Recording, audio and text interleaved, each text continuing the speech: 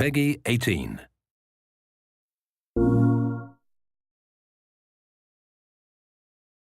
My name is David Hughes and I'm a disease biologist. I study infectious diseases and I'm an assistant professor of biology and entomology at Penn State University.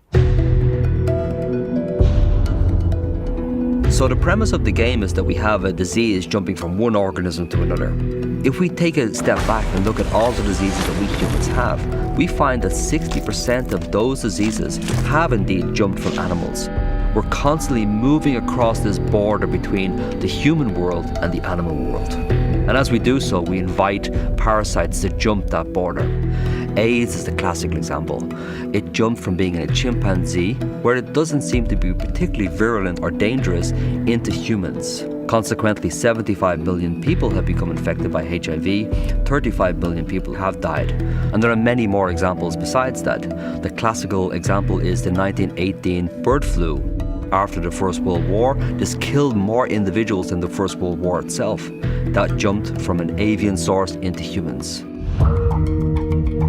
Cordyceps fungi are a group of organisms who live exclusively in insect bodies. They're parasites. The most interesting interaction is when they're infecting ants. The fungus induces a suite of chemical changes inside the body of the ant, and this causes the individual to leave the nest. The ants ascend small saplings in the understory vegetation, and they have what really does appear to be a directed behavior. They're moving towards the midpoint of the leaf, and there they're finding the tissue and they're biting deeply into it. Once the ant is dead, it grows a long stalk from the back of the head, and this is the stalk which will produce spores.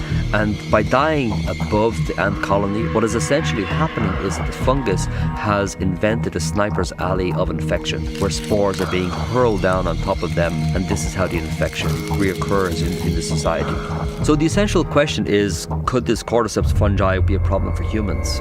We're constantly surrounded by fungal spores. There are billions of spores which we inhale every single day. And our immune system has evolved to deal with those, or otherwise we would have a very, very short life indeed. But there can be circumstances where fungal diseases do get into our bodies and infect us. It's not just our increasing population that's a problem, we're also turning up the thermostat on the planet. And this leads to massive problems in and of itself. Another problem, of course, is the airplane. We have this ability to move across the planet over the course of hours. We see this in a classical example, which was this SARS outbreak 10 years ago, where we had a disease traveling from Hong Kong to Canada and then throughout the world on a very, very short timescale. So what we're doing with this world is we're creating a place which, in the immortal phrase, is hot, flat and crowded. And these unholy trinity are working together to lead to ever-increasing diseases. And that's a problem for us. So in the game, we see the human population being eradicated by a parasitic organism. Could that happen? In our sanitized, urbanized world, we probably think that it's unlikely. But if we look at the world through a historical lens, we don't have to go far until we see these massive population crashes. In certain parts of Europe during the bubonic plague, which started around about 1348 and then lasted for about 600 years, we see massive population crashes, as many as half of the people dying. So it really doesn't take much imagination to think a really heavily populated city such as Mexico or New York City of some infectious organism getting in there.